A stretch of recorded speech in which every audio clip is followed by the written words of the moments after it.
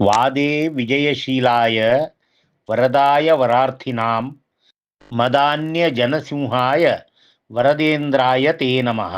श्री गुरुभ्यो नमः. परमगुरुभ्यो नमः. ஸ்ரீமத் தீர்த்த பகவத் பாதாச்சாரிய குருபியோ நமக. ஹரி ஓம். அனைவருக்கும் வணக்கம். சேலம் பாலாஜி அப்படிங்கிற இந்த யூடியூப் சேனல் வழியாக உங்களை மீண்டும் சந்திப்பதில் நான் பெருமகிழ்ச்சி அடைகிறேன். தாசர் பாடல்களின் தமிழ் விளக்கம் அப்படிங்கிறது இது 208வது எபிசோட். ஸோ இதுவரை நீங்கள் கொடுத்து வந்த அன்புக்கும் ஆதரவுக்கும் மிக்க நன்றி. இந்த தடவை என்ன பண்ணுறோம்னாக்கா ஆஷாட சுத்த சஷ்டி, அதாவது 30ஆம் தேதி வருதுன்னு நினைக்கிறேன். அன்னைக்கு வரதேந்திர தீர்த்தர் அவருடைய ஆராதனை வருகிறது.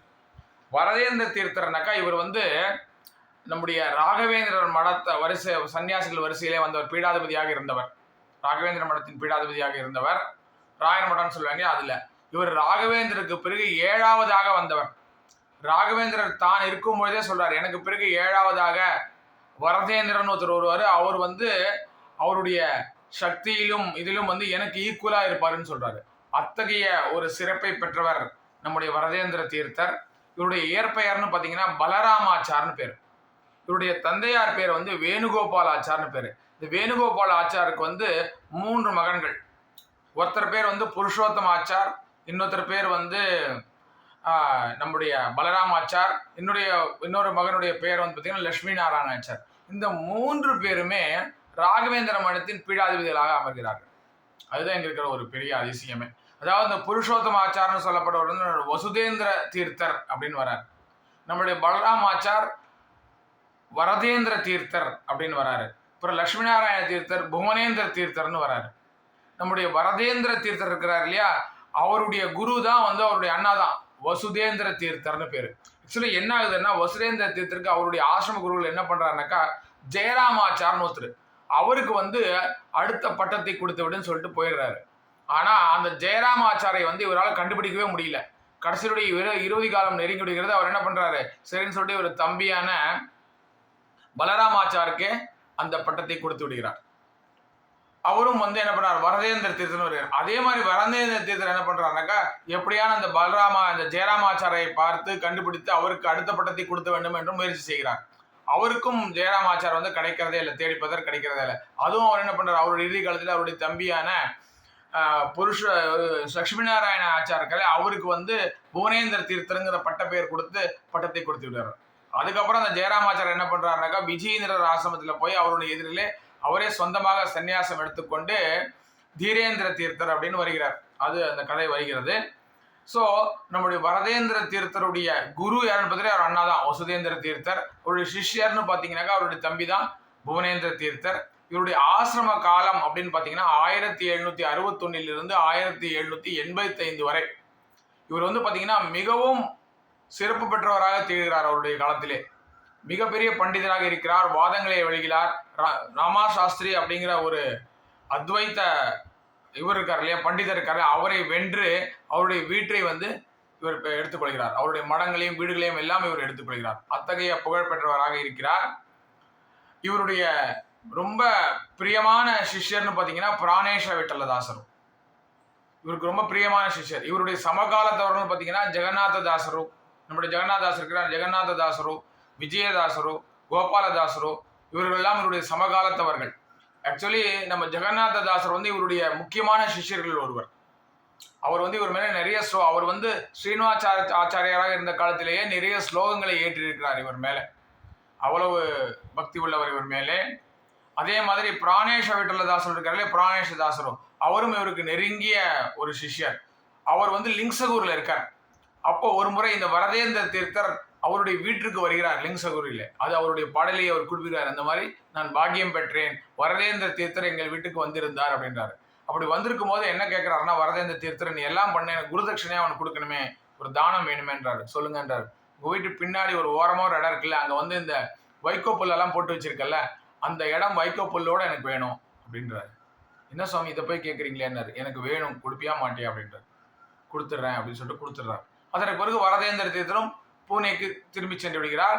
அந்த ராமா சாஸ்திரிகளுடைய வீட்டையே தான் இவரை மடமாக வைத்துக்கொண்டு அங்கேயே பிரச்சாரம் செய்து கொண்டு இருக்கிறார். அப்படி இருக்கும்போது அவர் ஒரு நாள் பிருந்தாவனஸ்தராகி விடுகிறார். அப்போ அப்போ அவருக்கு வந்து அவருடைய சிஷ்யரான புவனேந்திர தீர்த்தர் அவருக்கு அருமையான ஒரு பிருந்தாவனத்தை அங்கே அமைக்கிறார். அந்த நேரம் பார்த்து நம்முடைய பிராணேஷதாசர் இருக்கிறார் இல்லையா, அவரோட கனவிலே நம்முடைய வரதேந்திர தீர்த்தர் வருகிறார்.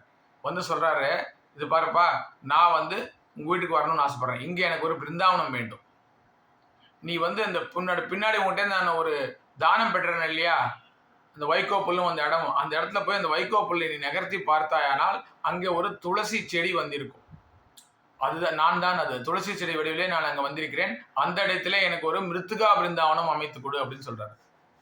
வரதேந்திரம் ஏஞ்சி போய் பார்க்குறாரு, தூக்கத்தை கலந்து ஏஞ்சி போய் பார்த்தா அந்த வைக்கப்புல் ரொம்ப நாளாக அப்படியே கிடக்குது. அதை நகர்த்தி பார்த்தா உள்ள ஒரு அந்த அங்கே இருட்டு ஒன்றுமே இல்லை, அந்த இடத்துல ஒரு துளசி செடி முளைத்திருக்கிறது. அவரும் ஆனந்தம் கொண்டு அந்த இதை வந்து பிருந்தாவனத்தை அமைப்பதற்கான ஏற்பாடும் செய்கிறார். அதே நேரத்திலே புவனேந்திர தீர்த்தரும் அங்கிருந்து அந்த மிருத்திகையையும் அவருடைய பாதுகையையும் லிங்கசுகருக்கு அனுப்புகிறார். ஸோ இதெல்லாம் வைத்து அந்த பிராணாதர் என்ன பண்றார், அங்க வந்து அந்த பிருந்தாவனத்தை அமைப்பதற்கான எல்லா முயற்சிகளையும் செய்கிறார்.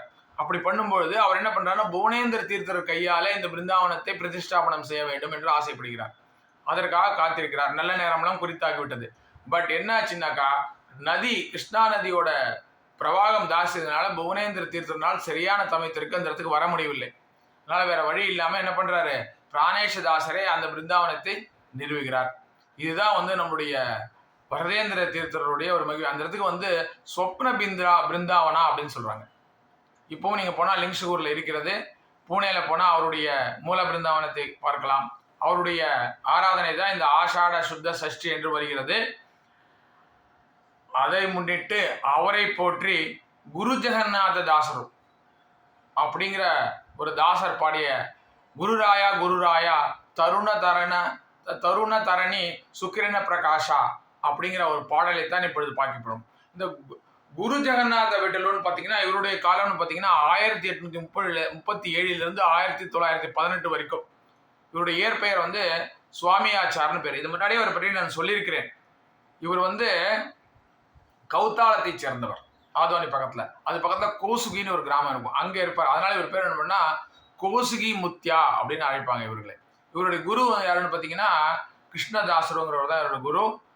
இவருடைய அங்கிதம் வந்து குரு ஜெகநாத விட்டலா அப்படிங்கிறது. அவர் தான் இந்த பாடலை பாடியிருக்கிறார், இந்த பாடலை ஏற்றி இருக்கிறார். ஸோ இந்த பாடலை யார் பாடியிருக்காங்கன்னு பார்த்தீங்கன்னாக்கா திருமதி ரேணுகா குருராஜன், ஸ்ரீரங்கத்திலேருந்து. இவர் நிறைய நமக்கு பாடலாம் பாடி கொடுத்திருக்காரு. 2-3 பாட்டு நான் முன்னாடியே அவரை பற்றி சொல்லியிருக்கிறேன். தாச சாகித்யத்தை பற்றி நல்ல ஒரு நாலேஜ் உள்ள ஒரு பெண்மணி இவர். அருமையாக பாடக்கூடியவர். அந்த பஜனை ஸ்டைலில் ரொம்ப அழகா பாவத்தோட பாடுறாரு. நான் கேட்ட உடனே பாடி கொடுத்தாங்க. நான் கேட்டேன், ஒரு பாடல் அனுப்பிச்சாங்க, அதில் ஏதோ செட் பேட் வரல, உடனே ஒன்றும் இது பண்ணாதீங்க, நான் இன்னொரு பாடலை பாடி தெரியும். இந்த சமயம் வந்து ரொம்ப கம்மியாக இருந்தது. நாங்கள் பார்த்ததே இந்த ரொம்ப கம்மி டைமில் தான் பார்த்தேன் நான். எனக்கு கொஞ்சம் இப்போ வேலையாக இருக்கிறதுனால நல்ல டைம் ஒதுக்க முடியாமல் பிரச்சனை இருக்குது. ஸோ அவங்க உடனே கேட்ட உடனே பாடி கொடுத்தார்கள். அதற்கு என்னுடைய வேலைகள் எல்லாம் என்னால் உடனே செய்ய முடிந்தது. ஸோ அவருக்கு என்னுடைய நன்றியும் வணக்கத்தையும் நான் தெரிவித்துக் கொள்கிறேன். இப்போ நம்ம என்ன பண்ணலாம்னா, திருமதி ரேணுகா குருராஜன் அவர்கள் பாடிய பாடலை கேட்போம். அதற்கு பிறகு இந்த பாடலுக்கான அர்த்தத்தை பார்ப்போம். வாங்க இப்போது திருமதி ரேணுகா குருராஜன் அவர்கள் பாடிய பாடலை கேட்போம். குருராய குருராய குருராய குருராய தருணதரணே சுகிரண பிரகாಶ தருணதரணே சுகிரண பிரகாಶ குருராய குருராய குருராய குருராಯ ಇರುತ್ತದೆ ತನ್ನನ್ನು ಸ್ಮರಿಸುವ ಜನರನ್ನು ಮರೆಯದೆ ಪಾಲಿಪ ವರದೇಂದ್ರ ಭೂಪ. ನಿರುತ್ತದೆ ತನ್ನನ್ನು ಸ್ಮರಿಸುವ ಜನರನ್ನು ಮರೆಯದೆ ಪಾಲಿಪ ವರದೇಂದ್ರ ಭೂಪ. ಅತಿಮತಿ ಮಾತ ಜಲ ತತಿ ಸದ್ವಿಧಿಗೆ ನಿತ ಕಿರಣ ಯತಿ ಕುಲ ವರದೇಂದ್ರ. ಅತಿಮತಿ ಮಾತ ಜಲ ತತಿ ಸದ್ವಿಧಿಗೆ ನಿತ ಕಿರಣ ಯತಿ ಕುಲ ವರದೇಂದ್ರ. ಗುರುರಾಯ ಗುರುರಾಯ ಗುರುರಾಯ ಗುರುರಾಯ ಆಪದ್ಬಾಂಧವ ಕೋಪರಹಿತ ಎಲ್ಲ ಆಪದ್ಬಾಂಧವ ಕೋಪರಹಿತ ಎಲ್ಲ ಪಾಪವನ್ನು ತರಿದು ನೀ ಪರಿಪಾಲಿಸೋ ಪಾಪವನ್ನು ತರಿದು ನೀ ಪರಿಪಾಲಿಸೋ ಅರ್ಥ ಜನರ ಮನೋದಾರ್ತಿಯ ಬಿಡಿಸಿ ಕೀರ್ತಿಯ ಪಡದೆ ಸುಮೂರ್ತಿ ಪೂಜಕ ಅರ್ಥ ಜನರ ಮನೋ ಆರ್ತಿಯ ಬಿಡಿಸಿ ಕೀರ್ತಿಯ ಪಡದೆ ಸುಮೂರ್ತಿ ಪೂಜಕ ಗುರುರಾಯ ಗುರುರಾಯ ಗುರುರಾಯ ಗುರುರಾಯ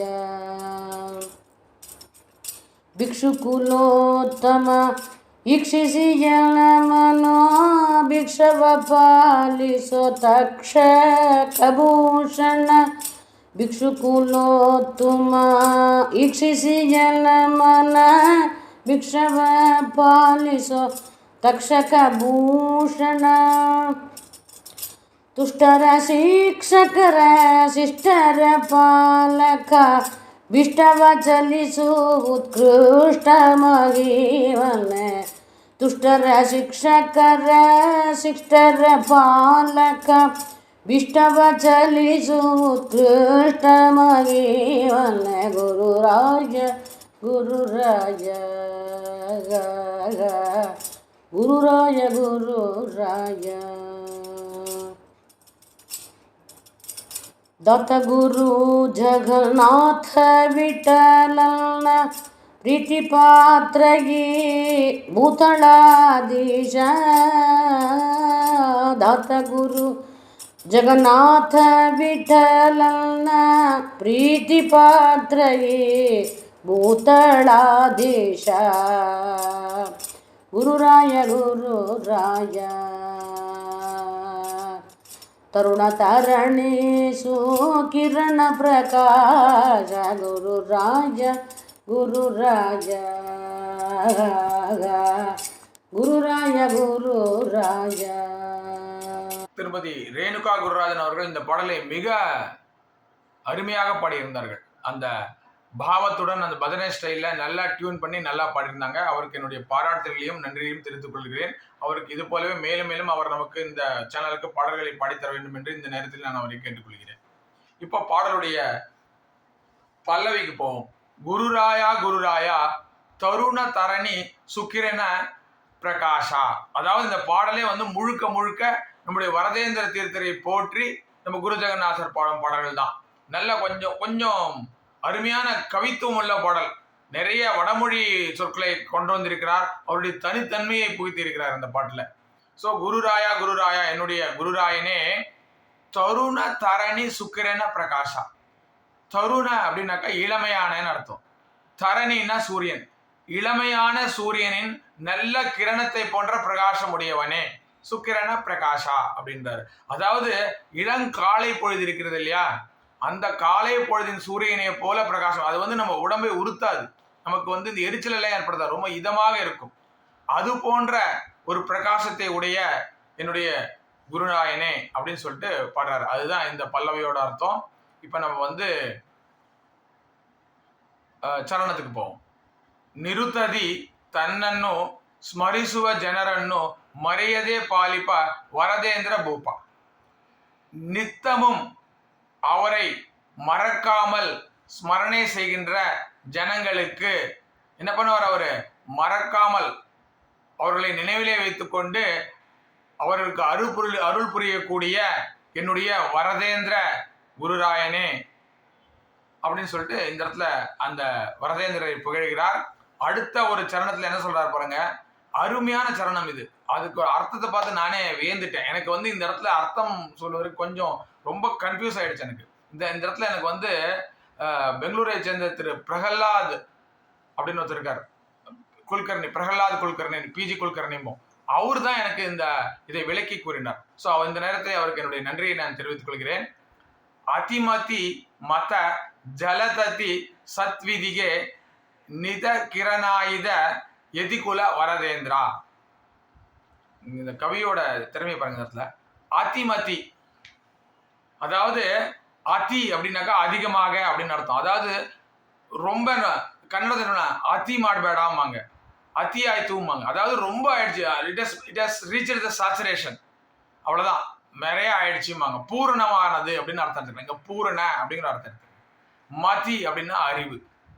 ஸோ பூர்ண அறிவு அப்படின்னா என்ன? பூர்ண பிரக்ஞ அப்படின்னு அர்த்தம். இந்த அதிமதிங்கிறதுக்கு என்ன அர்த்தம்னாக்கா பூர்ண பிரக்ஞ மத. யார் பூர்ண பிரக்ஞரு? நம்முடைய மத்வாச்சாரியார். அவருடைய மதத்திற்கு, அவருடைய மதம் என்கிற ஜலததி சத்விதிகே அப்படின்னாக்கா அந்த ஜலம் நிரம்பி அந்த கடல் இருக்கிறது இல்லையா, மத்வ மதம் என்ற கடல் இருக்கிறது இல்லையா, மத்வாச்சாரியராகிய பூர்ண பக்ரான மத்வாச்சாரியராக உண்டாக்கப்பட்ட அந்த மத்வ மதம் என்றும் கடல் இருக்கிறது இல்லையா, அந்த கடலுக்கு நித கிரணாயித யதிகுல வரதேந்திரா, அந்த கடலுக்கு வந்து ஒரு அந்த சந்திரன் இருக்கு இல்லையா, அந்த சந்திரனின் கிரணங்களை போல இருக்கின்ற யதிகுலந்தர்களுக்கு திலகமாக இருக்கின்ற என்னுடைய குரு வரதேந்திரனே அப்படின்றாரு. அதாவது இந்த கடலை பார்த்தீங்கன்னா அந்த பூர்ண சந்திரன் இருக்கிறது இல்லையா, அந்த பௌர்ணமி சந்திரன் வரும்போது அந்த கடலை வந்து ஆகர்ஷிக்கும், கடல் பொங்கும். அதுபோல வரதேந்திரன் காலத்திலே மத்வ மதம் வந்து தழைத்து ஓங்கியது அப்படின்னு சொல்ல வர்றார். அதாவது வரதேந்திரன் இருக்காரே, அவர் வியாசராஜரை போன்றவர். அவர் என்ன பண்ணாரு, அந்த வியாச கூட்டம் அப்படிங்கிறதையும் வளர்த்து விட்டார், தாச கூட்டம் அப்படிங்கிறதையும் ஆதரித்தார். அதனாலதான் பாத்தீங்கன்னா அவர் சமயத்துல வந்து ஜெகநாத தாசரு, அப்புறம் வந்து கோபாலதாசரு, விஜயதாசரு, இது போன்ற பிராணேஷி தாசரு போன்ற நிறைய தாசர்கள் வந்தார்கள். அதனாலதான் இங்க சொல்றாரு, அந்த மத்வ மதம் அப்படிங்கிற அந்த இது இருக்கு இல்லையா மதம், அதை பொங்குவதற்கு, அது மேலே எழும்பி வருவதற்கு காரணமாக இருந்த என்னுடைய குருவான வரதேந்திரனே அப்படின்னு புகழ்றார். ரொம்ப அருமையா சொல்லியிருக்காரு. ஸோ இதுதான் இந்த ஒரு சரணத்துக்கூட அர்த்தம். இப்போ நம்ம பாட்டுடைய அடுத்த சரணத்துக்கு போவோம். ஆபத் பாந்தவ கோபரகித என்ன பாபவனு தரிது நீ பரிபாலிசோ. அவரை வந்து புகழ்கிறார். ஆபத் பாந்தவனே, கோபரகிதனே, சினமே இல்லாதவனே, எப்பொழுதும் காருண்யமாக இருப்பவனே, சாந்தமாக இருப்பவனே, என்னுடைய குருவே, நீ என்ன பண்ணணும், என்ன பாபவனும் அது அறிது, என்னுடைய பாவங்களை களைந்து நீ பரிபாலிசோ, என்னை காப்பாற்றப்பா, எனக்கு அருள் புரியப்பா அப்படின்னு கேட்கிறார். அதுதான் இந்த சரணத்தோடைய அர்த்தம். அடுத்த சரணத்துல என்ன அப்பவும், ஆர்த்த ஜனர மனோ ஆர்த்திய பிடிசி கீர்த்திய படத சுமூர்த்தி பூஜகா. அதாவது நம் கவலையிலே இருக்கின்ற ஜனங்கள் இருக்கிறார்களே, ஆர்த்த ஜனருன்னா கவலையிலே, மனக்கவலையிலே இருக்கக்கூடிய ஜனங்கள் இருக்கிறார்களே, அந்த ஜனங்களின் ஆர்த்திய பிடிசி, கவலையை போக்கி புகழை பெற்ற என்னுடைய பூஜைக்குரிய குருநாதனான வரதேந்திர தீர்த்தரே அப்படின்னு சொல்லிட்டு புகழ்கிறார். அதுதான் இந்த ஒரு சரணத்துடைய அர்த்தம். இப்போ அடுத்த சரணத்துக்கு போவோம். பிக்ஷு குலோத்தமா ஈக்ஷிஷி என்ன மனோபிக்ஷவ பாலிசோ தக்ஷக பூஷணா. அதாவது இவர் வந்து ருத்ர சம்போதனம், அதாவது ருத்ராம்ச சம்போதனம், அதாவது அந்த சிவனின் அம்சமாக விளங்கக்கூடியவர். அதனாலதான் வந்து தக்ஷக பூஷணா அப்படின்னு சொல்றாரு. அந்த பாம்பை ஆபரணமாக அணிந்து கொண்டிருப்பவனே அப்படின்னு புகழ்கிறார். இவர் வந்து சிவனுடைய அம்சமாக கருதப்படுகிறார்.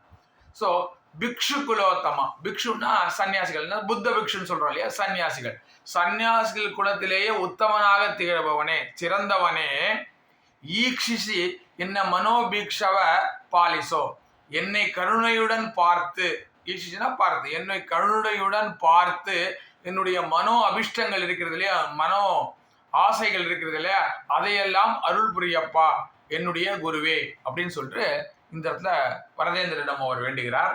இப்போ அடுத்த சரணத்துக்கு போவோம். துஷ்டர சிக்ஷக சிஷ்டர பாலக அபிஷ்டவ சலிசு உத்கிருஷ்ட மகிமனே. துஷ்டர்களுக்கு தண்டனை கொடுப்பவனே, நல்ல மனிதர்களுக்கு காப்பாற்றுவனே, பாலகனாக இருப்பவனே, அபிஷ்டவ, அங்க வந்து பீஷ்டவன்னு படுறாங்க, அது அபிஷ்டவன்னு எடுத்துக்கணும். அதாவது மன ஆசைகளை, என்னுடைய மன என்னென்ன ஆசைகள் இருக்கிறதோ என் மனத்துல இஷ்டங்களை இருக்கிறது இல்லையா, அதை சலிசு உத்கிருஷ்ட மகிமனே, உச்ச மகிமையை உடைய என்னுடைய குருநாதனே, என்னுடைய மனோபிஷ்டங்கள் எல்லாம் நிறைவேறும் முன்னம் எனக்கு அருள் புரியப்பா அப்படின்னு வேண்டுறார். அதுதான் இந்த ஒரு சரணத்துடைய அர்த்தம். இப்ப பாடலுடைய கடைசி சரணத்துக்கு வருகிறோம். இங்க நம்ம அவருடைய அங்கிதமான குரு ஜெகநாத விட்டலா அப்படிங்கிறதை கொண்டு வந்து இந்த பாடலை முடிக்கிறார். தாத குரு ஜெகநாத விட்டலனா பிரீத்தி பாத்ரா. யாரு நீ? என்னுடைய இஷ்ட தெய்வமான அந்த ஸ்ரீஹரி இருக்கிறான் இல்லையா, ஜெகநாத விட்டலன், அந்த ஸ்ரீஹரி, அவனுடைய பிரீத்திக்கு பாத்திரமானவன் நீ. எப்பேற்பட்டவன் நீ? பூதலாதீசா, இந்த உலகம் இருக்கிறது இல்லையா, அதனுடைய உடையவன் போன்றவன், அதனுடைய தலைவன் போன்றவன் நீ அப்படின்னு சொல்லிட்டு, ஆதீசா அப்படின்னாக்கா அதை கொண்டவன், அதற்கு உரிமை கொண்டவன் அப்படிங்கிற அர்த்தம். பூதலா ஆதீசா, பூதலாதீசா. ஸோ அப்படி என்று புகழ்ந்து இந்த பாடலை முடிக்கிறார். ஸோ நாமும் இந்த வரதேந்திரரின் ஆராதனை என்று இந்த பாடலை பாடி வரதேந்திரரை வணங்கி அவருடைய அருளை பெறுவோமாக என்று கூறிக்கொண்டு என்னுடைய எபிசோடை நான் இத்துடன் முடித்துக் கொள்கிறேன். உங்களிடமிருந்து நன்றி கூறி விடைபெறுவது உங்கள் சேலம் பாலாஜி. நன்றி, வணக்கம். ஸ்ரீ ஹனுமந்தாய நமः.